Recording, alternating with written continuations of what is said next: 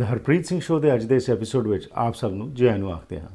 Programme ਦਾ ਇਸ ਹਿੱਸੇ ਵਿੱਚ ਮੈਂ ਤੁਹਾਡੀ ਸਾਂਝ ਪਾਵਾਂਗਾ ਭਾਈ ਰਾਮ ਸਿੰਘ ਚੇਲਾ ਨਾਲ, ਜਿਹੜੇ ਸਾਡੇ ਮਹਿਮਾਨ ਨੇ ਗੁਰਗਿਆਨ ਟੀਵੀ ਤੋਂ। ਅਤੇ ਅਸੀਂ ਗੁਰੂ ਗ੍ਰੰਥ ਸਾਹਿਬ ਜੀ ਦੇ ਵਿੱਚ ਜੋ ਸਾਨੂੰ ਉਪਦੇਸ਼ ਮਿਲਿਆ, ਗੁਰੂ ਸਾਹਿਬ ਕੀ ਦੱਸਦੇ ਨੇ ਸਾਨੂੰ, ਉਸ ਨੂੰ ਇਹ ਬੜੇ ਸਰਲ ਤਰੀਕੇ ਨਾਲ ਰੋਜ਼ਮਰਾ ਜ਼ਿੰਦਗੀ ਨਾਲ ਜੋੜ ਕੇ ਸਾਨੂੰ ਸਮਝਾਇਆ ਕਰਦੇ ਨੇ ਹਰ ਹਫ਼ਤੇ। ਸੋ ਆਓ ਚੱਲਦੇ ਹਾਂ। ਅਸੀਂ ਅੱਜ ਰਜਾਈਨਾ ਅਤੇ ਰਜਾਈਨਾ ਦੇ ਵਿੱਚ ਭਾਈ ਸਾਹਿਬ ਨਾਲ ਸਾਂਝ ਪਾਉਂਦੇ ਹਾਂ। ਪਿਛਲੇ ਹਫ਼ਤੇ ਜੋ ਗੱਲਬਾਤ ਅਸੀਂ ਕਰ ਰਹੇ ਸੀ, ਸ੍ਰੀ ਰਾਗ ਦਾ ਪਹਿਲਾ ਸ਼ਬਦ ਜੋ ਸੀ ਉਸ ਦੀ ਸਮਾਪਤੀ ਭਾਈ ਸਾਹਿਬ ਨੇ ਕੀਤੀ ਸੀ। ਸੋ ਆਓ ਸ੍ਰੀ ਰਾਗ ਦੇ ਦੂਸਰੇ ਸ਼ਬਦ ਦੇ ਵਿੱਚ ਗੁਰੂ ਸਾਹਿਬ ਸਾਨੂੰ ਕੀ ਦੱਸ ਰਹੇ ਨੇ ਉਸ ਬਾਰੇ ਜਾਣਕਾਰੀ ਲੈਂਦੇ ਹਾਂ ਰਾਮ ਸਿੰਘ ਚੇਲਾ ਜੀ ਤੋਂ। ਭਾਈ ਸਾਹਿਬ ਜੀ ਆਇਆਂ ਨੂੰ ਜੀ। ਵਾਹਿਗੁਰੂ ਜੀ ਕਾ ਖਾਲਸਾ, ਵਾਹਿਗੁਰੂ ਜੀ ਕੀ ਫਤਿਹ ਜੀ। ਹਾਂਜੀ ਵੀਰ ਜੀ, ਵਾਹਿਗੁਰੂ ਜੀ ਕਾ ਖਾਲਸਾ, ਵਾਹਿਗੁਰੂ ਜੀ ਕੀ ਫਤਿਹ ਵੀਰ ਜੀ। ਥੈਂਕ ਯੂ ਜੀ। ਸ਼ੁਕਰੀਆ ਤੁਹਾਡਾ। ਸੋ ਗੱਲਬਾਤ ਕਰ ਰਹੇ ਹਾਂ ਜੀ ਕਿ ਰੋਜ਼ਮਰਾ ਜ਼ਿੰਦਗੀ ਦੇ ਵਿੱਚ ਅਸੀਂ ਦੇਖੋ, ਸਾਡਾ ਜਿਹੜਾ ਕਿਰਿਆ ਹੈਗਾ ਉਸ ਦੇ ਵਿੱਚ ਅਸੀਂ ਮਿਹਨਤ ਕਰਦੇ ਹਾਂ, ਕੰਮ ਕਰਦੇ ਹਾਂ, ਪਾਠ ਪੂਜਾ ਕਰਦੇ ਹੈਗੇ ਹਾਂ, ਪਰ ਮਨ 'ਚ ਸੰਤੁਸ਼ਟੀ ਨਹੀਂ, ਮਨ ਦੌੜਦਾ ਰਹਿੰਦਾ ਹੈ। ਲੇਕਿਨ ਕਿਹਾ ਜਾਂਦਾ ਕਿ ਗੁਰਬਾਣੀ ਦਾ ਸਹਾਰਾ ਜੇਕਰ ਲਿਆ ਜਾਏ ਤਾਂ ਸਾਨੂੰ ਜੀਵਨ ਦੀ ਜਾਂਚ ਮਿਲਦੀ ਹੈ।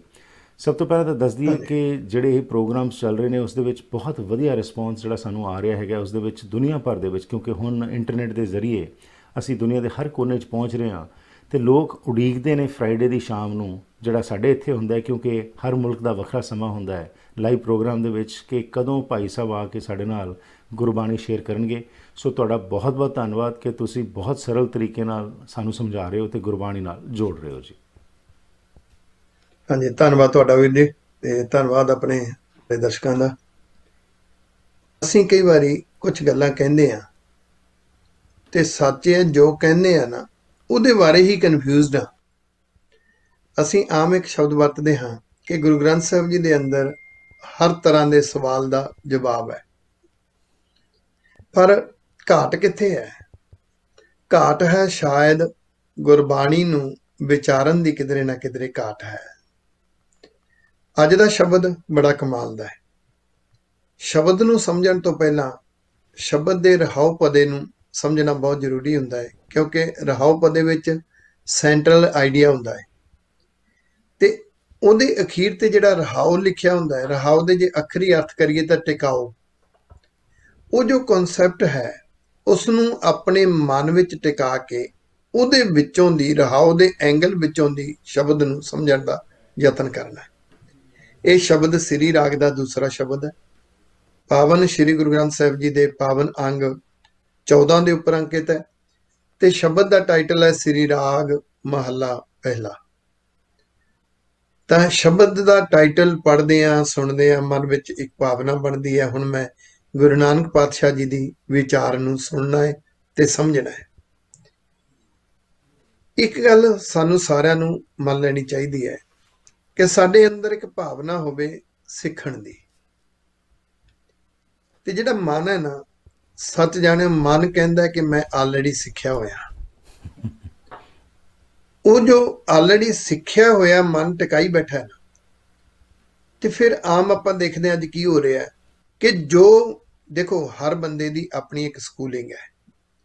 ਮੈਂ ਜਿਸ ਘਰ ਵਿੱਚ ਜਨਮ ਲਿਆ, ਮੇਰੇ ਮਾਤਾ ਪਿਤਾ ਨੇ, ਮੇਰੇ ਪਰਿਵਾਰਕ ਮੈਂਬਰਾਂ ਨੇ ਬੋਲ ਕੇ, ਉਹਨਾਂ ਦੇ ਜੀਵਨ ਨੂੰ ਦੇਖ ਕੇ ਘਰ ਵਿੱਚੋਂ ਪਹਿਲੀ ਸਕੂਲਿੰਗ ਹੁੰਦੀ ਹੈ। ਫਿਰ ਬੰਦਾ ਜਿਸ ਪਿੰਡ ਵਿੱਚ, ਜਿਸ ਸ਼ਹਿਰ ਵਿੱਚ ਹੁੰਦਾ ਹੈ, ਉਸ ਮੁਹੱਲੇ ਦੇ, ਉਸ ਪਿੰਡ ਸ਼ਹਿਰ ਦੇ ਲੋਕਾਂ ਦਾ ਰਹਿਣ ਸਹਿਣ ਇੱਕ ਦੂਸਰੀ ਸਕੂਲਿੰਗ ਹੈ। ਮਿੱਤਰ ਨੇ, ਕਿਹੋ ਜਿਹੇ ਮਿੱਤਰ ਨੇ, ਸਕੂਲ ਕਿਸ ਤਰ੍ਹਾਂ ਦਾ ਮਿਲਿਆ, ਟੀਚਰ ਕਿਸ ਤਰ੍ਹਾਂ ਦਾ ਮਿਲਿਆ, ਇਹ ਸਾਰੀ ਮਨੁੱਖ ਦੀ ਸਕੂਲਿੰਗ ਹੈ। ਫਿਰ ਉਹਨੇ ਜਿਹੜੀ ਧਾਰਮਿਕ ਵਿਚਾਰਧਾਰਾ ਕਿਸ ਤੋਂ ਸੁਣੀ ਹੈ, ਕਿੱਥੋਂ ਪੜ੍ਹੀ ਹੈ, ਕਿਸ ਤਰ੍ਹਾਂ ਦੀ ਵਿਚਾਰਧਾਰਾ ਉਹਨੂੰ ਚੰਗੀ ਲੱਗੀ ਹੈ, ਇਹ ਉਸਦੀ ਸਾਰੀ ਸਕੂਲਿੰਗ ਹੈ। ਤੇ ਉਹ ਜਿਹੜੀ ਸਕੂਲਿੰਗ ਅੰਦਰ ਵਸ ਜਾਂਦੀ ਹੈ ਨਾ, ਤੇ ਮਨੁੱਖ ਨੂੰ ਲੱਗਦਾ this is a final version. ਆ ਜੋ ਕਹਿ ਦਿੱਤਾ ਇਹ ਬਸ ਅਖੀਰ ਹੈ, ਜੋ ਸਮਝ ਲਿਆ ਉਹ ਮੈਨੂੰ ਪੂਰੀ ਸਮਝ ਆ ਗਈ ਹੈ। ਫਿਰ ਕੀ ਹੁੰਦਾ ਹੈ ਕਿ ਜਦੋਂ ਕੋਈ ਉਸ ਦੇ ਦੂਸਰੇ ਐਂਗਲ ਤੋਂ, ਹੋ ਸਕਦਾ ਉਹ ਐਂਗਲ ਬਿਲਕੁਲ ਆਪੋਜ਼ਿਟ ਹੋਵੇ, ਹੋ ਸਕਦਾ ਹੈ ਉਸ ਐਂਗਲ ਦਾ ਤੇ ਇਸ ਸੋਚ ਦਾ ਆਪਸ ਵਿੱਚ ਡਿਫਰੈਂਸ ਹੋਵੇ, ਤੇ ਬੰਦਾ ਫਿਰ ਉਸ ਨੂੰ ਹਾਜ਼ਮ ਨਹੀਂ ਕਰਦਾ ਹੈ, ਮਨ ਉਸ ਨੂੰ ਮੰਨਦਾ ਨਹੀਂ ਹੈ। ਫਿਰ ਆਪਣੀ ਵਿਚਾਰਧਾਰਾ ਨੂੰ ਮਨਾਉਣ ਦੀ ਕੋਸ਼ਿਸ਼ ਕਰਦਾ ਹੈ ਤੇ ਕੌਨਫਲਿਕਟ ਪੈਦਾ ਹੋ ਰਹੇ ਨੇ। ਇੱਥੋਂ ਤੱਕ ਕਿ ਪਹਿਲਾਂ ਇੱਕ ਦੋ ਧਰਮਾਂ ਦੇ ਆਪਸ ਵਿੱਚ ਕੌਨਫਲਿਕਟ ਹੁੰਦੇ ਸਨ, ਹੁਣ ਹਰ ਧਰਮ ਦੇ ਅੰਦਰ ਹੀ ਇੱਕ ਦੂਸਰੇ ਨਾਲ ਕੰਫਲਿਕਟ ਪੈਦਾ ਹੋ ਗਏ ਨੇ। ਜਦੋਂ ਇੱਕੋ ਧਰਮ ਦੀਆਂ ਜਥੇਬੰਦੀਆਂ ਸੰਸਥਾਵਾਂ ਆਪਸ ਵਿੱਚ ਲੜਨ ਲੱਗ ਜਾਣ ਤੇ ਜਿਹੜਾ ਆਮ ਬੰਦਾ ਉਹਦੇ ਮਨ ਤੇ ਪਤਾ ਕੀ ਜਾਂਦਾ ਹੈ ਕਿ ਇਹ ਜਿਤਨੇ ਲੜਾਈ ਝਗੜੇ ਨੇ ਇਹ ਸਾਰੇ ਧਰਮ ਪੈਦਾ ਕਰ ਰਿਹਾ, ਤੇ ਉਸ ਵਿੱਚ ਜਿਹੜੀ ਉਹ ਦੂਸਰੀ ਸੋਚ ਹੈ ਨਾ ਉਹ ਫਿਰ ਹਾਵੀ ਹੁੰਦੀ ਹੈ। ਉਹਦਾ ਅਸਰ ਸਾਡੇ ਬੱਚਿਆਂ ਤੇ ਹੁੰਦਾ ਹੈ, ਸਾਡੇ ਨੌਜਵਾਨਾਂ ਤੇ ਹੁੰਦਾ ਹੈ। ਬੱਚੇ ਤੇ ਨੌਜਵਾਨ ਸਿੱਖੀ ਤੋਂ ਦੂਰ ਹੁੰਦੇ ਨੇ। ਅੱਜ ਦਾ ਸ਼ਬਦ ਉਹਦਾ ਬੜਾ ਸੋਹਣਾ ਇੱਕ ਹੱਲ ਦੱਸ ਰਿਹਾ। ਪਹਿਲਾਂ ਸੈਂਟਰਲ ਆਈਡੀਆ ਸੁਣ ਕੇ ਦੇਖੀਏ ਗੁਰੂ ਸਾਹਿਬ ਕੀ ਕਹਿੰਦੇ ਨੇ। ਇਸ ਰਹਾਉ ਪਦੇ ਵਿੱਚ ਰੱਬ ਦੀ ਗੱਲ ਕੀਤੀ ਹੈ। ਗੱਲ ਕਿਵੇਂ ਕੀਤੀ ਹੈ? ਦੇਖੋ, ਜਿਹੜਾ ਬੰਦਾ ਰੱਬ ਨੂੰ ਨਹੀਂ ਮੰਨਦਾ, ਕੁਦਰਤ ਨੂੰ ਉਹ ਵੀ ਮੰਨਦਾ ਹੈ, ਕਿਉਂਕਿ ਕੁਦਰਤ ਦਿਸਦੀ ਹੈ। ਕੁਦਰਤ ਦੇ ਨਿਜ਼ਮ ਨੂੰ ਵੀ ਉਹ ਵੀ ਮੰਨਦਾ ਹੈ।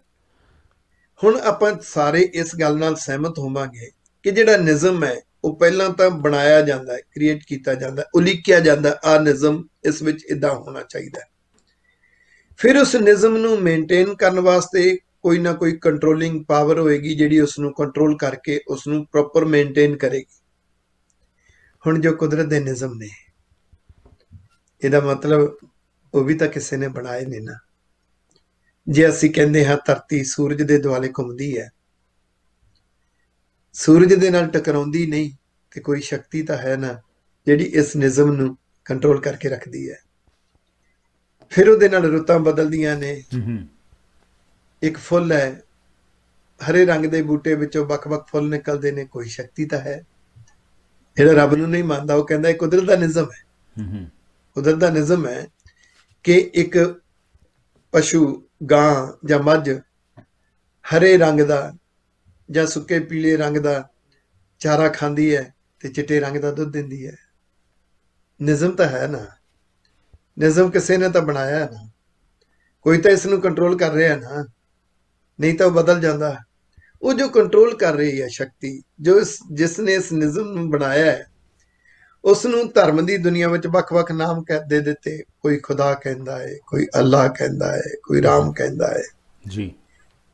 ਇੱਕ ਹੋਰ ਵਿਚਾਰਧਾਰਾ ਗੁਰਮਤਿ ਦੀ, ਗੁਰੂ ਗ੍ਰੰਥ ਸਾਹਿਬ ਜੀ ਦੀ, ਕਿ ਉਸ ਸ਼ਕਤੀ ਦੇ ਵਿੱਚੋਂ ਨਿਕਲੇ ਹੋਏ ਲੋਕਾਂ ਨੇ ਕਰਮ ਦੇਖੇ, ਉਸ ਕਰਮ ਨੂੰ ਦੇਖ ਕੇ ਉਸ ਸ਼ਕਤੀ ਦਾ ਨਾਮ ਰੱਖ ਦਿੱਤਾ। ਉਹਨੂੰ ਕਹੇ ਕਿਰਤਮ ਨਾਮ ਕਥੇ ਮੇਰੀ ਜਿਹਵਾ। ਸ਼ਾਇਦ ਕਥੇ ਤੇਰੀ ਜਿਹਵਾ ਵਿਸਰ ਗਿਆ, ਸਰੋਤੇ ਆਪ ਇਸ ਪੰਕਤੀ ਨੂੰ ਸ਼ੁੱਧ ਕਰ ਲੈਣ, ਕਿਉਂਕਿ ਯਾਦ ਕੀਤੀਆਂ ਹੋਈਆਂ ਪੰਕਤੀਆਂ ਇੱਧਰ ਉੱਧਰ ਹੋ ਜਾਂਦੀਆਂ ਨੇ, ਪ੍ਰੋਪਰ ਯਾਦ ਨਹੀਂ ਹੁੰਦੀਆਂ। ਜਿਸ ਤਰ੍ਹਾਂ ਮਨ ਚ ਆਇਆ, ਯਾਦ ਆਈ, ਧਿਆਨ ਦੇ ਦਿੱਤਾ। ਤਾਂ ਉਹਦੇ ਅਰਥ ਇਹ ਹੈ ਕਿ ਕਿਰਤਮ ਨਾਮ ਨੂੰ ਮਨੁੱਖ ਆਪਣੀ ਜ਼ੁਬਾਨ ਨਾਲ ਜਪਦਾ ਹੈ ਜੀ। ਕਿਰਤਮ ਜਿਸ ਤਰ੍ਹਾਂ ਦਾ ਕਿਰਤ ਦੇ, ਤੇ ਉਹ ਜਿਹੜੀ ਸ਼ਕਤੀ ਹੈ ਨਾ, ਉਹ ਇਸ ਸੈਂਟਰਲ ਆਈਡੀਆ ਵਿੱਚ ਪਤਾ ਕਿੱਦਾਂ ਸਮਝਾਏਗੀ? ਸਾਚਾ ਨਿਰੰਕਾਰ ਨਿਜ ਥਾਏ। ਨਿਜ ਥਾਏ ਸਾਚਾ ਨਿਰੰਕਾਰ ਨਿਜ ਥਾਏ। ਸੋ ਹਰ ਥਾਂ ਤੇ ਜਿਹੜੀ ਇਹ ਫੋਰਸ ਕੰਟਰੋਲ ਕਰ ਰਹੀ ਹੈ ਹਰ ਚੀਜ਼ ਨੂੰ, ਕਿਸ ਤਰ੍ਹਾਂ ਇਸ ਤੋਂ ਅਸੀਂ ਸਬਕ ਲੈਣਾ ਹੈ ਤੇ ਕੀ ਸਮਝਣਾ ਹੈ, ਇਸ ਬਾਰੇ ਗੁਰੂ ਸਾਹਿਬ ਕੀ ਕਹਿ ਰਹੇ ਨੇ। ਇਸ ਛੋਟੀ ਜਿਹੀ ਬ੍ਰੇਕ ਤੋਂ ਬਾਅਦ ਵਾਪਸ ਆ ਕੇ ਅੱਗੇ ਕੰਟੀਨਿਊ ਕਰਦੇ ਹਾਂ ਜੀ। ਕੀ ਤੁਸੀਂ ਸਰੀ, ਡੈਲਟਾ, ਰਿਚਮੰਡ, ਐਬਸਫੋਰਡ ਜਾਂ ਵੈਂਕੂਵਰ ਵਿੱਚ ਨਵਾਂ ਘਰ ਬਣਾਉਣ ਬਾਰੇ ਸੋਚ ਰਹੇ ਹੋ, ਜਾਂ ਫਿਰ ਪੁਰਾਣੇ ਘਰ ਨੂੰ ਰੈਨੋਵੇਟ ਕਰਨਾ ਚਾਹੁੰਦੇ ਹੋ? ਤੁਹਾਨੂੰ ਲੋੜ ਹੈ ਇੱਕ ਤਜਰਬੇਕਾਰ ਬਿਲਡਰ, ਇੱਕ ਕ੍ਰੀਏਟਿਵ ਇੰਟੀਰੀਅਰ ਡਿਜ਼ਾਈਨਰ ਦੀ, ਜੋ ਤੁਹਾਨੂੰ ਸਹੀ ਤਰ੍ਹਾਂ ਗਾਈਡ ਕਰ ਸਕਣ ਤੇ ਤੁਹਾਡੇ ਸੁਪਨੇ ਦੇ ਘਰ ਨੂੰ ਉਸਾਰ ਸਕਣ। ਅੱਜ ਹੀ ਕਾਲ ਕਰੋ ਹਰਪ੍ਰੀਤ ਜਾਂ ਸੰਦੀਪ 6048259295 ਉੱਤੇ। ਜੇ ਕਿਸੇ ਬਿਜ਼ਨਸਮੈਨ ਨੂੰ ਕੋਈ ਪਿਆਰ ਕਰਦਾ ਹੈ ਤਾਂ ਕੀ ਵਜ੍ਹਾ ਹੋ ਸਕਦੀ ਹੈ? ਸੁਖੀ ਬਾਟ ਮੋਟਰਸ ਦੇ ਓਨਰ ਸੁਖੀ ਬਾਟ ਨੂੰ ਵੇਖ ਕੇ ਇਹ ਗੱਲ ਸਮਝ ਆ ਜਾਂਦੀ ਹੈ। ਇੰਟੈਲੀਜੈਂਸ ਦਾ ਉਦਾਹਰਨ ਇਹ ਹੈ ਕਿ ਕਾਰ ਸੈਗਮੈਂਟ ਤੋਂ ਵੱਖ ਸੁਖੀ ਬਾਟ ਮੋਟਰਸ ਲੈ ਕੇ ਆਏ ਨੇ ਸਰੀ ਦਾ ਪਹਿਲਾ ਟਰੱਕ ਸੈਂਟਰ, ਜਿੱਥੇ ਤੁਹਾਡੇ ਲੋੜ ਦੇ ਹਿਸਾਬ ਨਾਲ ਤੁਹਾਨੂੰ ਲੋੜੀਂਦੇ ਟਰੱਕਸ ਬਾਰੇ ਗਾਈਡੈਂਸ ਦਿੱਤੀ ਜਾਂਦੀ ਹੈ। ਸਪੇਸ, ਮੋਡੀਫਿਕੇਸ਼ਨ ਤੇ ਫਿਊਲ ਐਫੀਸ਼ੀਐਂਸੀ ਸਭ ਨੂੰ ਧਿਆਨ ਵਿੱਚ ਰੱਖਿਆ ਜਾਂਦਾ ਹੈ। ਸੁਖੀ ਬਾਟ ਟਰੱਕ ਸੈਂਟਰ, ਇਹਨਾਂ ਟਰੱਕਾਂ ਨਾਲ ਹੀ ਹੈ ਟੌਰ। ਭਾਰਤ ਪੈਸੇ ਭੇਜਣੇ ਹੋਣ ਜਾਂ ਫਿਰ ਮੰਗਵਾਉਣੇ ਹੋਣ ਤੇ ਯਾਦ ਰੱਖੋ ਪੰਜਾਬ ਫੋਰੈਕਸ ਨੂੰ ਤਸੱਲੀਬਖਸ਼ ਸੇਵਾਵਾਂ ਅਤੇ ਵਧੀਆ ਰੇਟ ਦੇਣ ਦੀ ਇਹ ਗਾਰੰਟੀ ਕਰਦੇ ਹਨ। ਅੱਜ ਹੀ ਕਾਲ ਕਰੋ 6043491313 ਉੱਤੇ। Shine family dental clinic doctor Satpreet Singh ਦੀ ਦੇਖਰੇਖ ਹੇਠ ਆਧੁਨਿਕ ਮਸ਼ੀਨਾਂ ਦੀ ਵਰਤੋਂ ਨਾਲ ਤੁਹਾਡੇ ਦੰਦਾਂ ਦੀ ਸਹੀ ਕੇਅਰ ਕਰਦੇ ਹਨ। ਇਹਨਾਂ ਦੀ ਸੇਵਾਵਾਂ ਵਿੱਚ ਦੰਦਾਂ ਨੂੰ ਸਾਫ਼ ਕਰਨਾ, ਕਰਾਊਨਸ, ਬ੍ਰਿਜਸ, ਡੈਂਟਲ ਇੰਪਲਾਂਟਸ, ਰੂਟ ਕਨਾਲ, ਡੈਂਚਰਸ, ਬੌਂਡਿੰਗ ਅਤੇ ਵਨੀਰਸ, ਐਕਸਟ੍ਰੈਕਸ਼ਨਸ, ਬੋਨ ਗ੍ਰੈਫਟਿੰਗ ਆਦਿ ਸ਼ਾਮਲ ਹਨ। ਬੱਚਿਆਂ ਦੀ ਡੈਂਟਿਸਟਰੀ ਦੇ ਵੀ ਮਾਹਰ ਹਨ। ਇਹ ਇੰਸ਼ੋਰੈਂਸ ਕੰਪਨੀਆਂ ਨੂੰ ਡਾਇਰੈਕਟਲੀ ਬਿੱਲ ਭੇਜਦੇ ਹਨ ਤੇ ਤੁਹਾਨੂੰ ਘੱਟ ਤੋਂ ਘੱਟ ਚਾਰਜ ਕਰਨ ਦਾ ਵਾਅਦਾ ਕਰਦੇ ਹਨ। For special shine and smile 604 503 03 20 ਤੇ ਕਾਲ ਕਰੋ। ਕਿੰਗ ਜਾਰਜ ਸੁਪਰ ਸਟੋਰ ਦੇ ਕੋਲ, ਯੂਨਿਟ 370, 7488 ਕਿੰਗ ਜਾਰਜ ਬੁਲੇਵਾਰਡ, ਸਰੀ। ਗੁਰਬਾਣੀ ਨਾਲ ਜੁੜਨ ਲਈ ਆਪ ਸਭ ਦਾ ਧੰਨਵਾਦ ਤੇ ਖਾਸ ਤੌਰ ਤੇ ਰਾਮ ਸਿੰਘ ਜੀ ਦਾ, ਜਿਹੜੇ ਕਿ ਹਰ ਹਫਤੇ ਸਾਡੇ ਨਾਲ ਸਾਂਝ ਪਾਇਆ ਕਰਦੇ ਨੇ ਤੇ ਸਾਨੂੰ ਦੱਸਦੇ ਨੇ ਕਿ ਗੁਰੂ ਸਾਹਿਬ ਕੀ ਉਪਦੇਸ਼ ਕਰਦੇ ਨੇ। ਇਹ ਪ੍ਰੋਗਰਾਮ ਤੁਹਾਡੇ ਤੱਕ ਪਹੁੰਚਾਇਆ ਜਾ ਰਿਹਾ ਸਰੀ, ਕਲੋਵਰਡੇਲ ਤੇ ਫਰੇਜ਼ਰ ਵੈਲੀ ਦੇ ਟਾਪ ਰੀਅਲਟਰ ਜੈ ਸੁਬਰਾਏ, ਜੋ ਕਿ ਰੀਮੈਕਸ ਬਲੂਪ੍ਰਿੰਟ ਰੀਅਲਟੀ ਨਾਲ ਕੰਮ ਕਰਦੇ ਹਨ। ਇਹ ਕਮਿਊਨਿਟੀ ਵਿੱਚ ਜਾਣੇ ਜਾਂਦੇ ਹਨ ਆਪਣੀ ਇੰਟੈਗ੍ਰਿਟੀ, ਕਮਿਟਮੈਂਟ ਤੇ ਰਿਜ਼ਲਟਸ ਕਾਰਨ, ਤੇ ਇਹਨਾਂ ਨਾਲ ਘਰ ਜਾਂ ਕਮਰਸ਼ੀਅਲ ਪ੍ਰਾਪਰਟੀ ਲਿਸਟ ਜਾਂ ਵੇਚਣੀ ਬਹੁਤ ਸੌਖਾ ਪ੍ਰੋਸੈਸ ਹੈ। ਇਹਨਾਂ ਵਾਸਤੇ ਹਰ ਇੱਕ ਕਲਾਇੰਟ ਮਹੱਤਤਾ ਰੱਖਦਾ ਹੈ ਤੇ ਇਸ ਲਈ ਇਹ ਕਹਿੰਦੇ ਹਨ ਕਿ ਜੇਕਰ 24 ਘੰਟਿਆਂ ਦੇ ਵਿੱਚ ਤੁਹਾਡੀ ਕਾਲ ਵਾਪਸ ਨਹੀਂ ਲੁਟਾਉਂਦੇ ਤਾਂ ਇਹ ਤੁਹਾਨੂੰ $500 ਨਕਦ ਦੇਣਗੇ।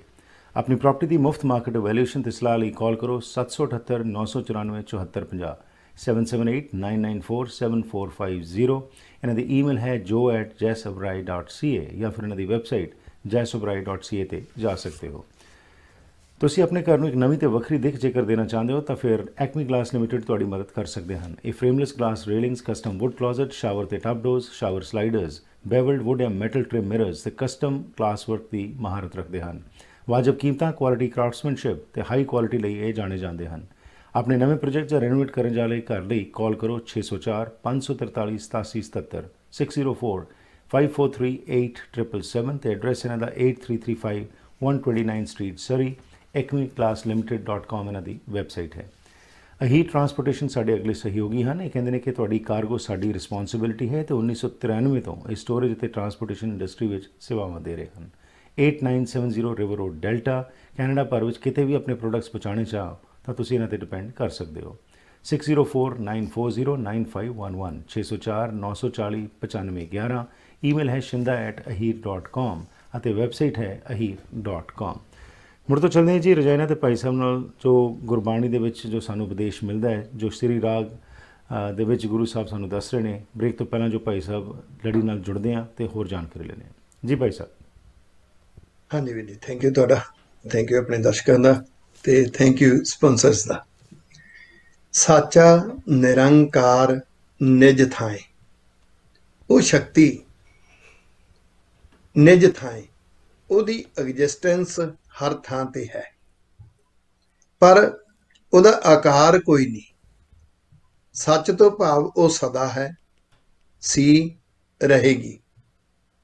ਨਿਰੰਕਾਰ ਉਹਦਾ ਕੋਈ ਇਮੇਜ ਨਹੀਂ ਹੈ। ਜਿਵੇਂ ਇਹ ਵੀ ਦੱਸਿਆ ਜਾਂਦਾ ਹੈ ਕਿ ਨਾ ਉਹਦਾ ਕੋਈ ਚੱਕਰ ਚਿਹਨ ਹੈ, ਨਾ ਉਹਦਾ ਕੋਈ ਰੂਪ ਰੰਗ ਹੈ, ਨਾ ਉਹਦੀ ਕੋਈ ਪਹਿਚਾਣ ਹੈ। ਤਾਂ ਉਹ ਜਿਹੜੀ ਸ਼ਕਤੀ ਹੈ, ਆਪਾਂ ਹੁਣ ਦੇਖਦੇ ਹਾਂ, ਨਿਜ ਥਾਈ ਨੂੰ ਸਮਝਣਾ ਹੋਵੇ ਤਾਂ ਸਾਡੇ ਘਰਾਂ ਵਿੱਚ ਲੱਗੇ ਹੋਏ ਬੂਟੇ ਵਿੱਚੋਂ ਜਦੋਂ ਫੁੱਲ ਨਿਕਲਦਾ ਹੈ, ਸੁਗੰਧੀ ਨਿਕਲਦੀ ਹੈ, ਤਾਂ ਉਸ ਸੁਗੰਧੀ ਜਿਸ ਸ਼ਕਤੀ ਨੇ ਪੈਦਾ ਕੀਤੀ, ਇਹਦਾ ਮਤਲਬ ਉਹਦੇ ਅੰਦਰ ਹੀ ਹੈ ਨਾ, ਦਿਸਦੀ ਨਹੀਂ। ਨਿਰੰਕਾਰ ਆਪਣੇ ਆਪ ਵਿੱਚ ਉਹ ਵਰਕਿੰਗ ਕਰ ਰਹੀ ਹੈ। ਹੁਣ ਦੇਖੋ ਅਗਲਾ ਬੜਾ ਕਮਾਲ ਦਾ ਨੁਕਤਾ ਹੈ। ਸੁਣ ਸੁਣ ਆਖਣ ਆਖਣਾ, ਜੇ ਭਾਵੈ ਕਰੇ ਤਮਾਏ ਰਹਾਓ। ਸੁਣ ਸੁਣ ਆਖਣ ਆਖਣਾ, ਹਰ ਬੰਦੇ ਦੀ, ਜੋ ਮੈਂ ਸ਼ੁਰੂ 'ਚ ਗੱਲ ਕਹੀ ਸੀ, ਸਕੂਲਿੰਗ ਹੁੰਦੀ ਹੈ। ਉਹਨੂੰ ਜਿਸ ਤਰ੍ਹਾਂ ਸਮਝਾਇਆ ਜਾਂਦਾ, ਉਹ ਜਿਸ ਸਰਕਲ ਵਿੱਚ, ਜਿਸ ਸੁਸਾਇਟੀ ਵਿੱਚ, ਜਿਸ ਦਾਇਰੇ ਵਿੱਚ ਰਹਿੰਦਾ ਹੈ ਨਾ, ਉੱਥੇ ਵਾਰ-ਵਾਰ ਉਸਨੂੰ ਜੋ ਦੱਸਿਆ ਜਾਂਦਾ ਉਹਦੀ ਸੋਚ ਬਣ ਜਾਂਦੀ ਹੈ। ਸੁਣ ਸੁਣ ਆਖਣ ਆਖਣਾ। ਸਤਿਗੁਰੂ ਕਹਿੰਦੇ ਭਲੇ ਮਾਨਸੋ, ਆਪਾਂ ਸਾਰੇ ਹੀ ਜਿਵੇਂ ਸਾਨੂੰ ਕੋਈ ਸੁਣਾਉਂਦਾ ਹੈ, ਵਾਰ-ਵਾਰ ਸੁਣਾਈ ਜਾਂਦਾ ਹੈ, ਵਾਰ-ਵਾਰ ਸੁਣਾਈ ਜਾਂਦਾ ਹੈ, ਉਸੇ ਤਰ੍ਹਾਂ ਅਸੀਂ ਅੱਗੋਂ ਵਰਣਨ ਕਰੀ ਜਾਂਦੇ ਹਾਂ ਵਾਹਿਗੁਰੂ ਜੀ ਬਾਰੇ। ਜੇ ਹੁਣ ਇਸ ਗੱਲ ਨੂੰ ਸਮਝ ਲਿਆ ਜਾਵੇ ਨਾ, ਤਾਂ ਆਪਾਂ ਜੇ ਸਿੱਖ ਜਗਤ ਦੀ ਗੱਲ ਕਰੀਏ ਤਾਂ ਕੋਈ ਵਿਅਕਤੀ ਮਿਸ਼ਨਰੀ ਕਾਲਜ ਵਿੱਚੋਂ ਪੜ੍ਹਿਆ ਹੈ, ਕੋਈ ਵਿਅਕਤੀ ਕਿਸੇ ਸੰਤ ਮਹਾਤਮਾ ਕੋਲੋਂ ਪੜ੍ਹਿਆ ਹੈ, ਕੋਈ ਵਿਅਕਤੀ ਕਿਸੇ ਟਕਸਾਲ ਚੋਂ ਪੜ੍ਹਿਆ ਹੈ, ਤੇ ਕੋਈ ਵਿਅਕਤੀ ਕਿਸੇ ਨਿੱਜੀ ਵਿਅਕਤੀ ਤੋਂ ਸਿੱਖ ਕੇ ਧਰਮ ਨੂੰ ਜਾਣਿਆ ਉਸਨੇ। ਹੁਣ ਜਿਹੜਾ ਪ੍ਰਚਾਰਕ ਮਿਸ਼ਨਰੀ ਕਾਲਜ ਵਿੱਚ ਪੜ੍ਹਿਆ, ਉੱਥੇ ਉਹਨੂੰ ਵਾਰ-ਵਾਰ ਜੋ ਗੱਲਾਂ ਦੱਸੀਆਂ ਗਈਆਂ ਨੇ, ਵਾਰ-ਵਾਰ ਜੋ ਸਿਧਾਂਤ ਦੱਸੇ ਗਏ ਨੇ, ਉਹਦੀ ਸੋਚ ਬਣ ਗਈ ਹੈ ਤੇ ਉਸ ਸੋਚ ਮੁਤਾਬਕ ਉਹ ਵਰਣਨ ਕਰਦਾ ਹੈ ਜੀ। ਜਿਹੜਾ ਟਕਸਾਲ ਵਿੱਚੋਂ ਸਿੱਖਦਾ ਹੈ, ਉੱਥੇ ਜੋ ਵਾਰ-ਵਾਰ ਦੱਸਿਆ ਜਾਂਦਾ ਹੈ, ਵਾਰ-ਵਾਰ ਦੱਸਿਆ ਜਾਂਦਾ ਹੈ, ਉਹ ਸੁਣ ਸੁਣ ਕੇ ਉਹਦੀ ਇੱਕ ਥਿੰਕਿੰਗ ਬਣ ਜਾਂਦੀ ਹੈ। ਹੁਣ ਬਹੁਤ ਕੁਝ ਐਸਾ ਹੈ ਜਿਹੜਾ ਟਕਸਾਲ ਵਿੱਚ ਨਹੀਂ ਦੱਸਿਆ ਜਾਂਦਾ, ਮਿਸ਼ਨਰੀ ਕਾਲਜ ਵਿੱਚ ਦੱਸਿਆ ਜਾਂਦਾ ਹੈ। ਬਹੁਤ ਕੁਝ ਐਸਾ ਜਿਹੜਾ ਮਿਸ਼ਨਰੀ ਕਾਲਜ ਵਿੱਚ ਨਹੀਂ ਕਿਹਾ ਜਾਂਦਾ, ਟਕਸਾਲ ਵਿੱਚ ਕਿਹਾ ਜਾਂਦਾ ਹੈ। ਇਹ ਗੱਲਾਂ ਤਾਂ ਬਾਅਦ ਦੀਆਂ ਨੇ ਕਿ ਉਸ ਵਿੱਚੋਂ ਕਿਹੜਾ ਗੁਰਮਤ ਦੀ ਕਸਵੱਟੀ ਤੇ ਉਤਰਦਾ, ਕਿਹੜਾ ਨਹੀਂ ਉਤਰਦਾ। ਪਰ ਪਹਿਲੀ ਗੱਲ ਤਾਂ ਇਹ ਹੈ ਕਿ ਜੋ ਬਾਰ-ਬਾਰ ਸੁਣਿਆ ਉਸ ਨੂੰ ਵਰਣਨ ਕੀਤਾ। ਠੀਕ। ਹੁਣ ਅੱਗੇ ਕੀ ਆ ਗਿਆ? ਹੁਣ ਉਹਨੂੰ ਲੱਗਦਾ ਹੈ ਕਿ ਮੈਂ ਜਿਸ ਸੰਸਥਾ ਤੋਂ ਸਿੱਖਿਆ ਨਾ, ਜੋ ਮੈਨੂੰ ਸਿਖਾਇਆ ਗਿਆ, that is a final version, right. ਮੈਂ ਇਸ ਦੇ ਉਲਟ ਨਹੀਂ ਸੁਣਨਾ, ਮੈਂ ਇਸ ਤੋਂ ਸੱਜੇ ਖੱਬੇ ਨਹੀਂ ਸੁਣਨਾ। ਮੇਰੀ ਜੋ ਗੱਲ ਹੈ ਉਹ ਹਰ ਇੱਕ ਨੂੰ ਸੁਣਨੀ ਪਵੇਗੀ, ਹਰ ਇੱਕ ਨੂੰ ਮੰਨਣੀ ਪਵੇਗੀ। ਝਗੜਾ ਆ ਹੈ, ਰੌਲਾ ਆ ਹੈ, ਤਕਰਾਰ ਇੱਥੇ ਖੜਾ ਹੈ। ਸੁਣ ਸੁਣ ਆਖਣ ਆਖਣਾ, ਜੇ ਭਾਵੈ ਕਰੇ ਤਮਾਏ ਰਹਾਓ। ਅਸਲੀ ਕਨਸੈਪਟ ਇੱਥੋਂ ਇੱਕ ਸ਼ੁਰੂ ਕਰਕੇ ਫਿਰ ਬਾਕੀ ਸਾਰੇ ਪਦਿਆਂ ਵਿੱਚ ਉਸਨੂੰ ਬਾ ਕਮਾਲ ਸਾਡੇ ਅੰਦਰ ਸਿੰਜਿਆ ਹੈ। ਉਹ ਜੇ ਭਾਵੈ ਕਰੇ ਤਮਾਏ, ਅਸਲੀ ਮਕਸਦ ਕੀ ਸੀ? ਕਿਉਂਕਿ ਜਦੋਂ ਟਾਰਗੇਟ ਨਹੀਂ ਨਾ ਪਤਾ, ਵਾਈ ਵੀ ਡੂ, ਅਸੀਂ ਕਿਉਂ ਕਰ ਰਹੇ ਹਾਂ, ਟਾਰਗੇਟ ਕੀ ਹੈ ਕਿ ਅਸੀਂ ਰੱਬ ਦੇ ਨਿਯਮ ਅਨੁਸਾਰ ਜੀਵਨ ਨੂੰ ਜਿਉ ਸਕੀਏ। ਮੈਂ ਇੱਕ ਛੋਟੀ ਜਿਹੀ ਉਦਾਹਰਨ ਦੇਵਾਂ। ਅੱਜ ਦੇ ਸਮੇਂ ਵਿੱਚ ਡਾਕਟਰ ਕਹਿੰਦਾ ਹੈ ਜੇ 30-35 ਮਿੰਟ ਸਰੀਰ ਨੂੰ ਧੁੱਪ ਮਿਲ ਜਾਵੇ ਤਾਂ ਇਹਨੂੰ ਡੀ ਵਿਟਾਮਿਨ ਮਿਲਦੇ ਨੇ। ਠੀਕ। ਤੇ ਬਹੁਤ ਸਾਰੇ ਹੱਡੀਆਂ ਦੇ ਰੋਗ ਜਿਹੜੇ ਉਹ ਤੋਂ ਬਚ ਸਕਦਾ। ਹੁਣ ਇਹਨੂੰ ਸਮਝ ਕੇ ਦੇਖੋ, ਜਦੋਂ ਉਸ ਸ਼ਕਤੀ ਨੇ, ਉਹਨੂੰ ਰੱਬ ਕਹਿ ਲਓ, ਵਾਹਿਗੁਰੂ ਜੀ ਕਹਿ ਲਓ, ਉਹਨੂੰ ਰਾਮ ਕਹਿ ਲਓ, ਖੁਦਾ ਕਹਿ ਲਓ, ਨਾਮ ਜੋ ਮਰਜ਼ੀ ਦੇ ਲਓ, ਜਦੋਂ ਉਸਨੇ ਧਰਤੀ ਤੇ ਸੂਰਜ ਬਣਾਏ ਹੋਣਗੇ, ਸੂਰਜ ਦੀ ਤਪਸ਼ ਬਣਾਈ ਹੋਏਗੀ, ਤੇ ਇਸ ਤਪਸ਼ ਨੂੰ ਜਦੋਂ ਚਲਾ ਰਿਹਾ ਕਿ ਸੂਰਜ ਦੀਆਂ ਕਿਰਨਾਂ ਧਰਤੀ ਤੇ ਪੈਣੀਆਂ ਚਾਹੀਦੀਆਂ ਨੇ, ਇਹਦਾ ਮਤਲਬ ਇਹਨਾਂ ਕਿਰਨਾਂ ਰਾਹੀਂ ਡੀ ਵਿਟਾਮਿਨਸ ਦੇ ਰਿਹਾ ਉਹ ਨਿਜ਼ਮ, ਉਹ ਸ਼ਕਤੀ, ਉਹ ਵਾਹਿਗੁਰੂ ਜੀ। ਜਿਹੜਾ ਉਸ ਨਿਜ਼ਮ ਨੂੰ ਨਹੀਂ ਸਮਝਦਾ, ਉਸ ਨਿਜ਼ਮ ਤੋਂ ਲਾਂਭੇ ਜਿਉਂਦਾ ਹੈ, ਤੇ ਉਹ ਫਿਰ ਬਿਮਾਰੀਆਂ ਦਾ ਸ਼ਿਕਾਰ ਹੋ ਜਾਂਦਾ ਹੈ। ਰਾਈਟ। ਹੁਣ ਉਸ ਨੂੰ ਕੀ ਪਾਉਂਦਾ ਹੈ? ਉਸ ਨੂੰ ਪਾਉਂਦਾ ਹੈ ਜੇ ਮੈਂ ਇਸ ਧੁੱਪ ਦੇ ਵਿੱਚ ਡੀ ਵਿਟਾਮਿਨ ਬਣਾਇਆ ਹੈ, ਇਹਨਾਂ ਨੂੰ ਦੇ ਰਿਹਾ ਤਾਂ ਇਹ ਲਵੇ। ਵਾਹਿਗੁਰੂ ਜੀ ਕੁਦਰਤ ਰਾਹੀਂ ਸਾਨੂੰ ਜੋ ਦੇ ਰਹੇ ਨੇ, ਅਸੀਂ ਉਹ ਲਈਏ। ਜੋ ਸਾਨੂੰ ਨਹੀਂ ਸਮਝ ਆਉਂਦਾ, ਜਿਸ ਬਾਰੇ ਸਾਡੇ ਅੰਦਰ ਭੁੱਖ ਨਹੀਂ ਹੈ, ਅਸੀਂ ਉਸ ਨੂੰ ਇਗਨੋਰ ਕਰਦੇ। ਇਹ ਸਭ ਕੁਝ ਸਮਝ ਲਈਏ ਕਿ ਕੁਦਰਤ ਰਾਹੀਂ ਵਾਹਿਗੁਰੂ ਜੀ ਕਿੱਦਾਂ ਸਾਨੂੰ ਬਖਸ਼ਾਂ ਦੇ ਰਹੇ ਨੇ ਜੀ। ਤੇ ਜਿਉਂ-ਜਿਉਂ ਅਸੀਂ ਉਸ ਮੁਤਾਬਕ ਸੁਭਾਅ ਬਣਾਵਾਂਗੇ, ਉਸ ਮੁਤਾਬਕ ਰੂਟੀਨ ਬਣਾਵਾਂਗੇ, ਉਸ ਮੁਤਾਬਕ ਆਪਣੀ ਸੋਚ ਬਣਾਵਾਂਗੇ, ਉਸ ਮੁਤਾਬਕ ਜੀਵਨ ਚੱਲੇਗਾ, ਤੇ ਫਿਰ ਕੀ ਹੋਏਗਾ? ਕਰੈ ਤਮਾਏ, ਤਮਾ ਹੁੰਦੀ ਹੈ ਭੁੱਖ, ਅੰਦਰ ਭੁੱਖ ਜਾਗੇਗੀ, ਮੈਂ ਉਹਦਾ ਸ਼ੁਕਰਾਨਾ ਕਰਾਂ, ਮੈਂ ਉਹਦੇ ਪਿਆਰ ਵਿੱਚ ਜਿਵਾਂ, ਮੈਂ ਉਹਦੇ ਭੈ ਵਿੱਚ ਜਿਵਾਂ। ਦੇਖੋ ਹੁਣ ਇਹ ਜਿਹੜੀ ਇਹ ਲਾਈਨ ਨੂੰ ਹੀ ਜੇ ਅਸੀਂ ਸਮਝ ਲਈਏ ਤੇ ਦੇਖੋ ਜ਼ਿੰਦਗੀ ਦਾ ਜਿਉਣ ਦਾ ਤਰੀਕਾ ਕਿੰਨਾ ਈਜ਼ੀ ਹੋ ਸਕਦਾ ਭਾਈ ਸਾਹਿਬ। ਜਿਸ ਤਰ੍ਹਾਂ ਤੁਸੀਂ ਕਿਹਾ, ਜੋ ਭਾਵੇਂ ਕਰੇ ਤਮਾਏ। ਸੋ ਭੁੱਖ ਜਦੋਂ ਜਾਗੇਗੀ, ਉਸ ਤੋਂ ਬਾਅਦ ਕਿਸ ਤਰੀਕੇ ਨਾਲ ਅਸੀਂ ਇਸ ਫੀਲਡ ਦੇ ਉੱਤੇ, ਇਸ ਰਸਤੇ 'ਤੇ ਤੁਰਨਾ ਸ਼ੁਰੂ ਕਰ ਸਕਨੇ ਹਾਂ, ਇਸ ਬਾਰੇ ਸਮਾਂ ਹੋ ਗਿਆ ਇੱਕ ਛੋਟੀ ਜਿਹੀ ਬ੍ਰੇਕ ਲੈ ਲਈਏ। ਵਾਪਸ ਆਨੇ ਤੇ ਤੋਂ ਹੀ ਅੱਗੇ ਕੰਟੀਨਿਊ ਕਰਦੇ ਹਾਂ ਜੀ। ਲੈਣਾ ਚਾਹੁੰਦੇ ਹੋ ਨਵੇਂ ਤੇ ਵਧੀਆ ਅਪਲਾਈਐਂਸਸ ਜਿਵੇਂ ਕਿ stove, oven, fridge, washer dryer, microwave, freezers ਜਾਂ ਡਿਸ਼ਵਾਸ਼ਰ, ਤਾਂ ਫਿਰ ਪਹੁੰਚੋ ਪ੍ਰੀਮੀਅਮ ਅਪਲਾਈਐਂਸਸ ਤੇ। ਇਹਨਾਂ ਦੀਆਂ 3 ਬ੍ਰਾਂਚਸ ਸਰੀ, ਐਬਟਸਫੋਰਡ ਤੇ ਚਿਲਵੈਕ ਵਿੱਚ ਹਨ। ਇੱਥੇ ਤੁਹਾਨੂੰ ਵਾਜਬ ਕੀਮਤਾਂ ਤੇ ਅਪਲਾਈਐਂਸਸ ਮਿਲਣਗੇ। ਇਹ ਡਿਲੀਵਰੀ ਤੇ ਇੰਸਟਾਲੇਸ਼ਨ ਵੀ ਕਰਦੇ ਹਨ। Special packages for builders and home honours. Call 6045904140 604 590 4140।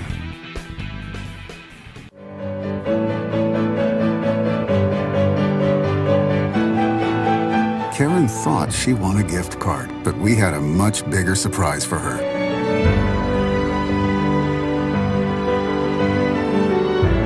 We rise by lifting others.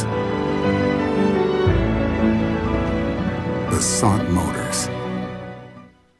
ਘਰ ਇੱਕ ਐਸੀ ਥਾਂ ਹੁੰਦੀ ਹੈ ਜਿੱਥੇ ਹਰ ਕੋਈ ਆਪਣੀ ਨਿੱਜੀ ਜ਼ਿੰਦਗੀ ਦੇ ਸੁਨਹਿਰੀ ਪਲ ਯਾਦ ਰੱਖਦਾ ਹੈ। ਉਹ ਜਗ੍ਹਾ ਜਿੱਥੇ ਉਹ ਰਹਿੰਦਾ ਹੈ ਤੇ ਪਿਆਰ ਭਰਿਆ ਜੀਵਨ ਬਤੀਤ ਕਰਦਾ ਹੈ। ਇਹ ਗੱਲਾਂ ਤਾਂ ਹੀ ਪੂਰੀਆਂ ਹੁੰਦੀਆਂ ਨੇ ਜਦ ਕਿਸੇ ਜਗ੍ਹਾ ਨੂੰ ਸਜੇ ਹੋਏ ਘਰ 'ਚ ਬਦਲਿਆ ਜਾਵੇ। ਨਵੇਂ ਘਰਾਂ ਨੂੰ ਫਰੇਮਿੰਗ ਤੋਂ ਲੈ ਕੇ ਫਿਨਿਸ਼ਿੰਗ ਤੱਕ, ਡ੍ਰੇਪਰੀ, ਪੇਂਟਿੰਗਸ ਤੋਂ ਲੈ ਕੇ ਡੈਕੋਰੇਸ਼ਨ ਐਕਸੈਸਰੀਜ਼ ਤੱਕ, ਤੁਸੀਂ SK ਹੋਮ ਡਿਜ਼ਾਈਨਸ ਦੀਆਂ ਪ੍ਰੋਫੈਸ਼ਨਲ ਸਰਵਿਸਿਜ਼ ਲੈ ਕੇ ਆਪਣੇ ਸੁਪਨਿਆਂ ਦੇ ਘਰ ਨੂੰ ਹਕੀਕਤ 'ਚ ਬਦਲ ਸਕਦੇ ਹੋ। ਕੰਟੈਕਟ ਕਰੋ ਸੰਦੀਪ ਕੌਰ 6048259295।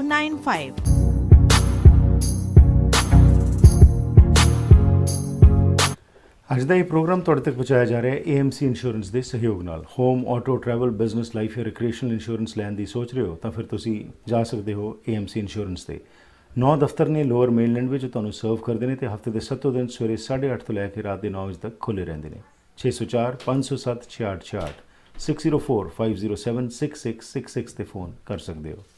ਸਾਡੇ ਅਗਲੇ ਸਹਿਯੋਗੀ ਹਨ ਅਮਨ ਟਾਈਲਸ। ਨਵਾਂ ਘਰ ਬਣਾ ਰਹੇ ਹੋ ਜਾਂ ਪੁਰਾਣੇ ਘਰ ਨੂੰ ਰੈਨੋਵੇਟ ਕਰਨ ਦੀ ਸੋਚ ਰਹੇ ਹੋ, ਪਤਾ ਨਹੀਂ ਚੱਲ ਰਿਹਾ ਕਿ ਟਾਈਲਸ ਕਿਹਦੇ ਕੋਲ ਲਵਾਈਆਂ ਜਾਣ, ਤੁਹਾਡੀ ਦੌੜ ਖਤਮ ਹੁੰਦੀ ਹੈ ਅਮਨ ਟਾਈਲਸ ਕੋਲ ਪਹੁੰਚ ਕੇ।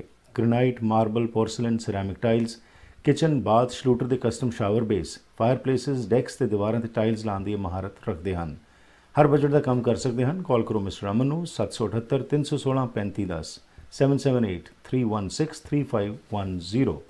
ਰੀਕਾ ਮਾਨ ਸਿੰਘ ਜੋ ਕਿ ਇੱਕ ਰਜਿਸਟਰਡ ਡਾਈਟੀਸ਼ੀਅਨ ਹਨ, ਸਾਡੇ ਪ੍ਰੋਗਰਾਮ ਨੂੰ ਤੁਹਾਡੇ ਤੱਕ ਪਹੁੰਚਾਉਣ ਲਈ ਸਹਿਯੋਗੀ ਹਨ। ਇਹਨਾਂ ਨੇ ਕਿਤਾਬ ਲਿਖੀ ਹੈ ਜਿਸ ਦਾ ਨਾਮ ਹੈ ਦ ਇੰਪਾਵਰਡ ਮਾਈਂਡ ਡਾਈਟ ਇਕੁਏਸ਼ਨ ਤੇ 18 ਸਾਲ ਤੋਂ ਵੱਧ ਦਾ ਤਜਰਬਾ ਰੱਖਦੇ ਨੇ।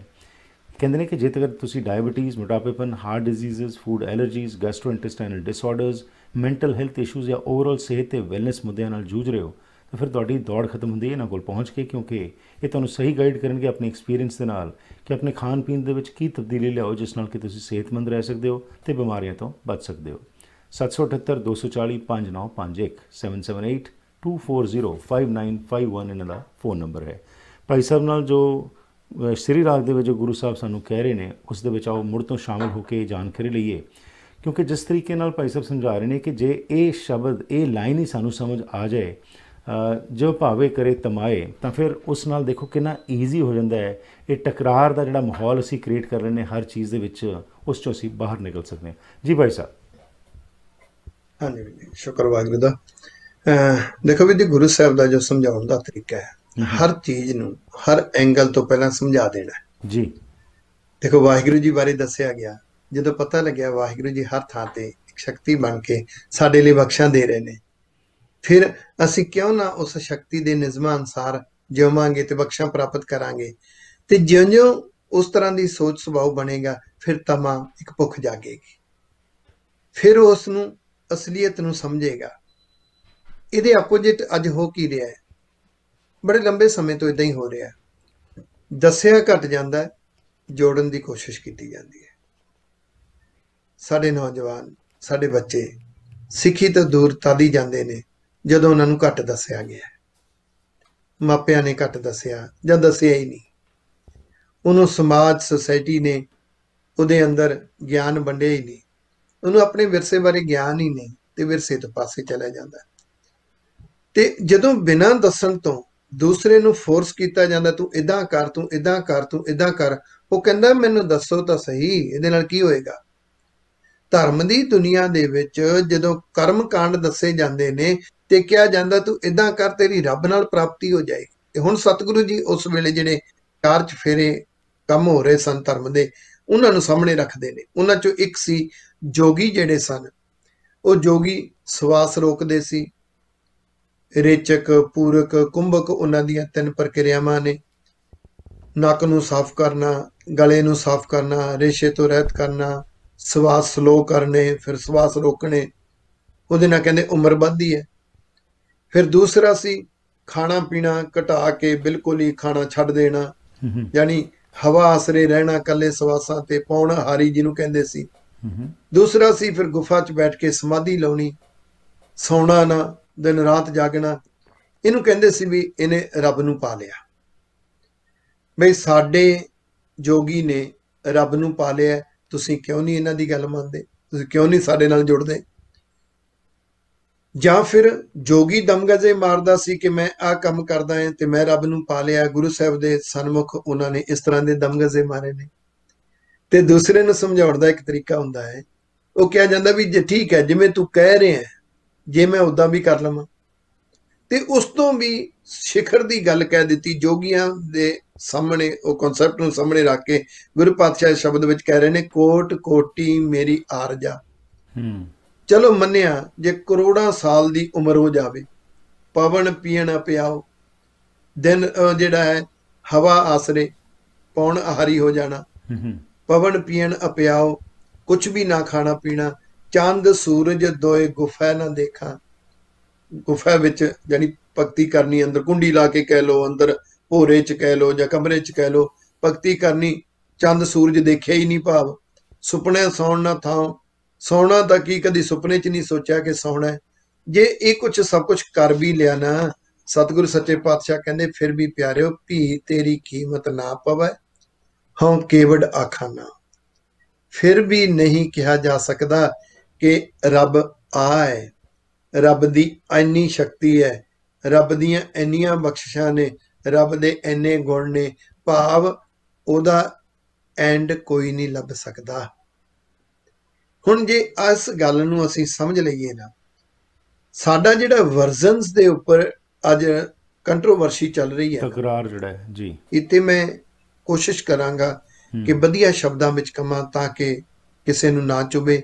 ਪਰ ਜੇ ਸਾਡੀ ਸੋਚ ਹੀ ਐਵੇਂ ਤਕਰਾਰ ਦੀ ਜਾਂ ਪਾਣੀ 'ਚ ਮਧਾਣੀ ਵਾਲੀ ਹੈ ਤੇ ਫਿਰ ਉਹਦਾ ਕੋਈ ਹੱਲ ਨਹੀਂ। ਇੱਕ ਵਰਜ਼ਨ ਹੈ ਪ੍ਰਿੰਸੀਪਲ ਸਾਹਿਬ ਸਿੰਘ ਜੀ ਹੋਰਾਂ ਦਾ, ਜਿਹਨੂੰ ਮਿਸ਼ਨਰੀ ਫੋਲੋ ਕਰਦੇ ਨੇ। ਇੱਕ ਵਰਜ਼ਨ ਹੈ ਸੱਤੋ ਕੀ ਗਲੀ ਵਾਲਿਆਂ ਦਾ, ਜਿਹਨੂੰ ਸੰਤ ਸਮਾਜ ਵਾਲੇ ਫਿਰ ਜਾਂ ਕੁਝ ਵਿਆਖਿਆਵਾਂ ਟਕਸਾਲ ਦੇ ਮਹਾਂਪੁਰਸ਼ਾਂ ਨੇ ਕੀਤੀਆਂ ਨੇ, ਉਹ ਉਸ ਨੂੰ ਮੰਨਦੇ ਨੇ। ਔਰ ਤਕਰਾਰ ਕਿਤੇ ਹੁੰਦਾ ਹੈ ਜਦੋਂ ਫਾਈਨਲ ਵਰਜ਼ਨ ਮੰਨ ਲੈਂਦੇ। ਜੇ ਅਸੀਂ ਸਾਰੇ ਮੰਨ ਲਈਏ ਕਿ ਫਾਈਨਲ ਵਰਜ਼ਨ ਨਹੀਂ ਹੈ, ਜਿਤਨੀ ਕੁ ਸਮਝ, ਜਿਸ ਐਂਗਲ ਨਾਲ ਸਮਝ ਪ੍ਰਿੰਸੀਪਲ ਸਾਹਿਬ ਸਿੰਘ ਜੀ ਨੂੰ ਆਈ, ਉਹਨਾਂ ਨੇ ਦੁਨੀਆ ਦੇ ਸਾਹਮਣੇ ਖਜ਼ਾਨਾ ਰੱਖਿਆ, ਉਹਨਾਂ ਦੀ ਕੁਰਬਾਨੀ ਸੀ। ਜਿਤਨੀ ਸਮਝ, ਜਿਸ ਐਂਗਲ ਨਾਲ ਸਮਝ ਆਈ ਸਤੋ ਕੀ ਗਲੀ ਵਾਲੇ ਮਹਾਂਪੁਰਸ਼ਾਂ ਨੂੰ, ਉਹਨਾਂ ਨੇ ਦੁਨੀਆ ਦੇ ਸਾਹਮਣੇ ਖਜ਼ਾਨਾ ਰੱਖਿਆ। ਹਰ ਇੱਕ ਦੀ ਆਪਣੀ ਆਪਣੀ ਸਕੂਲਿੰਗ ਸੀ, ਆਪਣੀ ਆਪਣੀ ਸਮਝ ਸੀ, ਆਪਣੀ ਆਪਣੀ ਸਮਝ ਦਾ ਲੈਵਲ ਸੀ, ਉਹਨਾਂ ਨੇ ਖਜ਼ਾਨਾ ਰੱਖਿਆ। ਉਹਨਾਂ ਦਾ ਖਜ਼ਾਨਾ ਬਣਨਾ ਉਹਨਾਂ ਦੀ ਕੁਰਬਾਨੀ ਸੀ, ਪਰ ਫਾਈਨਲ ਵਰਜ਼ਨ ਨਹੀਂ ਹੈ। ਬਿਲਕੁਲ। ਤੇ ਸ਼ਾਇਦ ਤਕਰਾਰ ਮੇਟਣ ਦੇ ਚਾਂਸਸ ਵੱਧ ਸਕਦੇ ਨੇ ਜੀ। ਦੂਸਰੀ ਬਾਤ, ਮੈਂ ਇੱਥੇ ਇਸ ਅੱਜ ਦੇ ਟੈਲੀਵਿਜ਼ਨ ਯੁੱਗ ਵਿੱਚ ਕਹਿਣਾ ਚਾਹਾਂਗਾ, ਅਸੀਂ ਕੋਸ਼ਿਸ਼ ਕਰੀਏ ਜੋ ਆਪਣੀ ਵਿਚਾਰਧਾਰਾ ਹੈ ਉਸ ਨੂੰ ਕਿਸੇ ਦੇ ਉੱਪਰ ਥੋਪਣ ਦੀ ਗੱਲ ਨਾ ਕਰੀਏ। ਉਹਦੇ ਲਈ ਇਦਾਂ ਕਹਿ ਲਓ ਕਿ ਜਦੋਂ ਕੋਈ ਮੇਰੀ ਵਿਚਾਰਧਾਰਾ ਦੇ ਨਾਲ ਮੇਲ ਨਾ ਖਾਂਦੀ ਹੋਈ ਵਿਚਾਰਧਾਰਾ ਕੋਈ ਕਹਿੰਦਾ ਹੈ, ਜਾਂ ਮੇਰੀ ਵਿਚਾਰਧਾਰਾ ਦੇ ਆਪੋਜਿਟ ਕੋਈ ਵਿਚਾਰਧਾਰਾ ਕਹਿੰਦਾ ਹੈ, ਤਾਂ ਮੈਨੂੰ ਸਹਿਨਸ਼ੀਲਤਾ ਰੱਖਣੀ ਚਾਹੀਦੀ ਹੈ। ਇਹ ਉਹਦੀ ਆਪਣੀ ਥਿੰਕਿੰਗ ਹੈ, ਬਿਲਕੁਲ, ਇਹ ਉਹਦੀ ਆਪਣੀ ਸਮਝ ਹੈ। ਦੂਸਰਾ, ਹਮੇਸ਼ਾ ਮਾਈਂਡ ਵਿੱਚ ਇਹ ਰੱਖਣਾ ਚਾਹੀਦਾ ਹੈ, ਹੋ ਸਕਦਾ ਹੈ ਮੈਂ ਗਲਤ ਹੋਵਾਂ, ਹੋ ਸਕਦਾ ਮੈਂ ਗਲਤ ਹੋਵਾਂ। ਹੁਣ ਆਪਣੀ ਵਿਚਾਰਧਾਰਾ ਨੂੰ ਇੱਥੇ ਰੱਖ ਲਓ, ਦੂਸਰੇ ਦੀ ਵਿਚਾਰਧਾਰਾ ਨੂੰ ਇੱਥੇ ਰੱਖ ਲਓ, ਤੇ ਦੋਨਾਂ ਵਿਚਾਰਧਾਰਾ ਵਿੱਚੋਂ ਕਿਹੜੀ ਲਾਈਫ ਨਾਲ ਰੈਲੇਵੈਂਟ ਹੋ ਸਕਦੀ ਹੈ, ਕਿਸ ਦਾ ਸਮਾਜ ਨੂੰ, ਜੀਵਨ ਨੂੰ, ਬੱਚਿਆਂ ਨੂੰ, ਪਰਿਵਾਰ ਨੂੰ ਫਾਇਦਾ ਹੋ ਸਕਦਾ ਹੈ, ਕਿਸ ਚੀਜ਼ ਨਾਲ ਡਿਵੈਲਪਮੈਂਟ ਹੋ ਸਕਦੀ ਹੈ, ਕਿਸ ਚੀਜ਼ ਨਾਲ ਆਪਸੀ ਵਧੀਆ ਸੁਸਾਇਟੀ ਬਣ ਸਕਦੀ ਹੈ, ਵਧੀਆ ਸਮਾਜ ਬਣ ਸਕਦਾ ਹੈ, ਉਸ ਨੂੰ ਮਿਲਾ ਲਿਆ ਜਾਏ। ਤੇ ਮੈਂ ਇੱਕ ਗੱਲ ਹੋਰ ਬੜੀ ਐਕਸਪੀਰੀਅੰਸ ਚੋਂ ਇੱਕੋ ਮਿੰਟ ਚ ਕਹਿ ਕੇ ਸਮਾਪਤੀ ਕਰਾਂਗਾ। ਬਹੁਤ ਸੋਹਣੀ ਤੁਸੀਂ ਗੱਲ ਕੀਤੀ ਭਾਈ ਸਾਹਿਬ। ਸਿਰਫ ਬਰੀਫ ਵੀਰ ਜੀ, ਹੋ ਸਕਦਾ ਹੈ ਕਿ ਇਹ ਵਿਚਾਰਧਾਰਾ ਤੇ ਇਸ ਵਿਚਾਰਧਾਰਾ ਦੇ ਵਿੱਚੋਂ ਇੱਕ ਨਵੀਂ ਵਿਚਾਰਧਾਰਾ ਨਾਲ ਫਾਇਦਾ ਹੋਵੇ। ਰਾਈਟ, ਬਿਲਕੁਲ ਸਹੀ ਫਰਮਾਇਆ ਤੁਸੀਂ ਜੀ ਕਿ ਇਹ ਟਕਰਾਰ ਜਿਹੜਾ ਦਿਨ ਬ ਦਿਨ ਵੱਧਦਾ ਜਾ ਰਿਹਾ, ਗੁਰਬਾਣੀ ਤਾਂ ਸਾਨੂੰ ਜੋੜਦੀ ਹੈ, ਪਰ ਅਸੀਂ ਟੁੱਟਦੇ ਜਾ ਰਹੇ ਹਾਂ, ਕਿਉਂਕਿ ਅਸੀਂ ਇਹੀ ਸਮਝਦੇ ਹਾਂ ਕਿ ਜੋ ਮੇਰੀ ਸੋਚ ਹੈ ਉਹੀ ਠੀਕ ਹੈ, ਬਾਕੀਆਂ ਦੀ ਸੋਚ ਠੀਕ ਨਹੀਂ, ਜਿਸ ਕਾਰਨ ਸਾਰੀ ਸਮੱਸਿਆਵਾਂ ਵੱਧ ਰਹੀਆਂ ਨੇ। ਪਰ ਗੁਰੂ ਸਾਹਿਬ ਤਾਂ ਕੁਝ ਹੋਰ ਸਾਨੂੰ ਸਮਝਾਉਣ ਦਾ ਯਤਨ ਕਰ ਰਹੇ ਨੇ। ਤੁਹਾਡਾ ਬਹੁਤ ਬਹੁਤ ਧੰਨਵਾਦ। ਇਸ ਇਸ਼ੂ ਨੂੰ ਅਗਲੇ ਹਫਤੇ ਅਸੀਂ ਕੰਟੀਨਿਊ ਰੱਖਾਂਗੇ, ਤਾਂ ਕਿ ਆਪਣੇ ਦਰਸ਼ਕਾਂ ਨਾਲ ਜੋ ਅਸੀਂ ਸਾਂਝ ਪਾ ਰਹੇ ਇਸ ਨੂੰ ਅਸੀਂ ਕੰਟੀਨਿਊ ਰੱਖ ਸਕੀਏ। ਤੁਹਾਡਾ ਬਹੁਤ ਬਹੁਤ ਧੰਨਵਾਦ। ਵਾਹਿਗੁਰੂ ਜੀ ਕਾ ਖਾਲਸਾ, ਵਾਹਿਗੁਰੂ ਜੀ ਕੀ ਫਤਿਹ ਜੀ। ਵਾਹਿਗੁਰੂ ਜੀ ਕਾ ਖਾਲਸਾ, ਵਾਹਿਗੁਰੂ ਜੀ ਕੀ ਫਤਿਹ ਵਿੱਚ। ਸੋ ਇਹ ਸਨ ਸਾਡੇ ਮਹਿਮਾਨ ਰਾਮ ਸਿੰਘ ਚੇਲਾ ਜੀ, ਜਿਹੜੇ ਕਿ ਹਰ ਫਰਾਈਡੇ ਦੀ ਸ਼ਾਮ ਨੂੰ ਤੁਹਾਡੇ ਨਾਲ ਗੁਰਬਾਣੀ ਨਾਲ ਸਾਨੂੰ ਜੋੜਦੇ ਨੇ ਤੇ ਸਾਂਝ ਪਾਉਂਦੇ ਨੇ। ਅੱਜ ਦਾ ਸ਼ਬਦ ਬਹੁਤ ਮਹੱਤਤਾ ਰੱਖਦਾ ਹੈਗਾ। ਹਰ ਸ਼ਬਦ ਦੇ ਵਿੱਚ ਕੁਛ ਨਾ ਕੁਛ ਸਾਨੂੰ ਗੁਰੂ ਸਾਹਿਬ ਦੱਸ ਰਹੇ ਨੇ, ਜਿਸ ਨੂੰ ਸਾਨੂੰ ਸਮਝਣ ਦਾ ਯਤਨ ਕਰਨ ਦੀ ਲੋੜ ਹੈਗੀ ਹੈ। ਪਰ ਉਹ ਸਿਰਫ ਥਿਓਰੇਟੀਕਲ ਨਾ ਰਹਿ ਜਾਏ ਜਦ ਤੱਕ ਉਸ ਚੀਜ਼ ਨੂੰ ਅਸੀਂ ਆਪ ਅਡਾਪਟ ਨਹੀਂ ਕਰਦੇ। ਕਿਉਂਕਿ ਜਿਹੜੀ ਇਹਨਾਂ ਨੇ ਗੱਲ ਕੀਤੀ ਟਕਰਾਰ ਦੀ, ਕਿਉਂ ਟਕਰਾਰ ਪੈਦਾ ਹੁੰਦਾ ਹੈ? ਕਿਉਂਕਿ ਟਕਰਾਰ ਹਉਮੈ ਕਾਰਨ ਪੈਦਾ ਹੁੰਦਾ ਹੈ ਕਿ ਅਸੀਂ ਸਮਝਦੇ ਹਾਂ ਸਾਨੂੰ ਜੋ ਪਤਾ ਹੈ ਉਹ ਕਿਸੇ ਹੋਰ ਨੂੰ ਨਹੀਂ ਪਤਾ। ਪਰ ਗੁਰੂ ਸਾਹਿਬ ਕਹਿ ਰਹੇ ਨੇ ਕਿ ਗੁਰਬਾਣੀ ਨੂੰ ਸਮਝ ਕੇ ਆਪਣੇ ਅੰਦਰ ਸਹਿਨਸ਼ੀਲਤਾ ਵਧਾਉਣੀ ਹੈ, ਨਿਮਰਤਾ ਵਧਾਉਣੀ ਹੈ, ਇੱਕ ਦੂਸਰੇ ਨਾਲ ਸਾਂਝ ਜਿਹੜੀ ਉਹ ਵਧਾਉਣੀ ਹੈਗੀ ਹੈ। ਪ੍ਰੋਗਰਾਮ ਦੀ ਕਰਦਾ ਇੱਥੇ ਹੀ ਸਮਾਪਤੀ। ਤੁਸੀਂ ਵੀ ਜਿਸ ਪ੍ਰੋਗਰਾਮ ਦਾ ਹਿੱਸਾ ਬਣਨਾ ਚਾਹੋ, ਜਾਂ ਤੁਹਾਡੇ ਕੋਲ ਕੋਈ ਸਵਾਲ ਹੋਏ ਤਾਂ ਜ਼ਰੂਰ ਸਾਡੇ ਤੱਕ ਪਹੁੰਚ ਕਰਿਆ ਕਰੋ। 604 603 7555 ਜਾਂ ਫਿਰ ਈਮੇਲ ਜ਼ਰੀਏ ਸੰਪਰਕ ਬਣਾਓ harpreetsingh@gmail.com। ਉਸ ਨਾਲ ਹੀ ਇਹ ਪ੍ਰੋਗਰਾਮਸ ਜੇਕਰ ਤੁਹਾਨੂੰ ਪਸੰਦ ਆ ਰਹੇ ਨੇ, ਇੱਕ ਸਾਡਾ ਸਹਿਯੋਗ ਦਿਓ, ਗੁਰਗਿਆਨ ਟੀਵੀ ਨੂੰ ਸਬਸਕ੍ਰਾਈਬ ਕਰੋ ਅਤੇ Harpreet Singh show on Facebook ਅਤੇ Harpreet Singh show on YouTube ਜੋ ਹੈ ਇਸ ਨੂੰ ਤੁਸੀਂ ਸਬਸਕ੍ਰਾਈਬ ਕਰੋ। ਹਰ ਘਰ ਦੇ ਵਿੱਚ ਅਸੀਂ ਗੁਰਬਾਣੀ ਦਾ ਮੈਸੇਜ ਪਹੁੰਚਾਈਏ ਤਾਂ ਕਿ ਸਰਲ ਤਰੀਕੇ ਨਾਲ ਸਾਨੂੰ ਸਮਝ ਆ ਸਕੇ। ਤਾਂ ਅਸੀਂ ਜਿਹੜੇ ਆਮ ਤੌਰ ਤੇ ਬਹਾਨੇ ਲੱਭਦੇ ਕਿ ਗੁਰਬਾਣੀ ਬੜੀ ਔਖੀ ਹੈ, ਸਮਝਦੇ ਨਹੀਂ, ਅਸੀਂ ਬੱਚੇ ਸਮਝ ਨਹੀਂ ਰਹੇ। ਆਈ ਥਿੰਕ ਜੇਕਰ ਅਸੀਂ ਇਸ ਲੈਵਲ ਤੇ ਆ ਕੇ ਗੱਲ ਕਰਾਂਗੇ ਤਾਂ ਡੈਫੀਨਿਟਲੀ ਉਹਨਾਂ ਨੂੰ ਜ਼ਰੂਰ ਸਮਝ ਆਏਗੀ। ਇੱਥੇ ਹੀ ਕਰਦਾ ਜੀ ਪ੍ਰੋਗਰਾਮ ਦੀ ਸਮਾਪਤੀ। ਕੱਲ ਸ਼ਾਮ ਨੂੰ ਫਿਰ ਮਿਲਾਂਗੇ ਇੱਕ ਨਵੇਂ ਮੁੱਦੇ ਨਾਲ। ਤਦ ਤੱਕ ਦਿਓ ਆ ਗਿਆ। Have a safe evening and enjoy yourself.